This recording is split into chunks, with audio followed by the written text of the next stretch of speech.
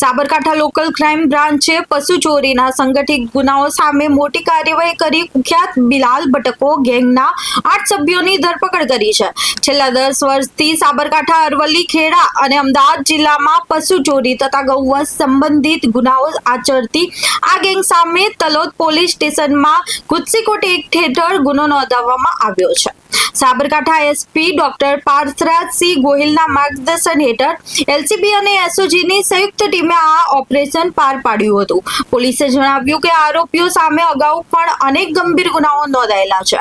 સંગઠિત ગુનાખોરી પર અંકુશ લાવવા તમામ આરોપીઓની વધુ પૂછપરછ કરી આગળની કાયદેસરની કાર્યવાહી હાથ ધરવામાં આવી છે. સાબરકાંઠા જિલ્લાની અંદર ઘણા સમયથી એક ગેંગ દ્વારા વારંવાર પશુ ચોરીના ગુનાઓને અંજામ આપવામાં આવતો હતો અને આ બાબતે સાબરકાંઠા જિલ્લાની એલસીબી, એસઓજી અને લોકલ પોલીસ સ્ટેશન દ્વારા તપાસ હાથ ધરવામાં આવતા એવું ધ્યાન પર આવેલું હતું કે બિલાલ ભટકો અને એના સાગરીતોની એક આખી ગેંગ છે કે જે ફક્ત પશુ ચોરી જ નથી કરતી, ત્યારબાદ તેની ઘાતકીપણે હત્યા પણ કરે છે.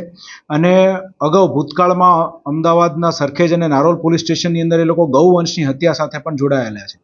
આને ધ્યાનમાં રાખીને તે લોકો જે આખી ગેંગ છે તે લોકો વિરુદ્ધ કાયદેસરની કાર્યવાહી હાથ ધરવામાં આવી હતી અને એ લોકોનો ગુનાહિત ઇતિહાસ ચકાસતા જીસી ટોક કરવા માટે થઈને પૂરતા આપણી પાસે કારણો હોય સાબરકાંઠા એલસીબી દ્વારા જીસી ટોકની દરખાસ્ત તૈયાર કરવામાં આવી અને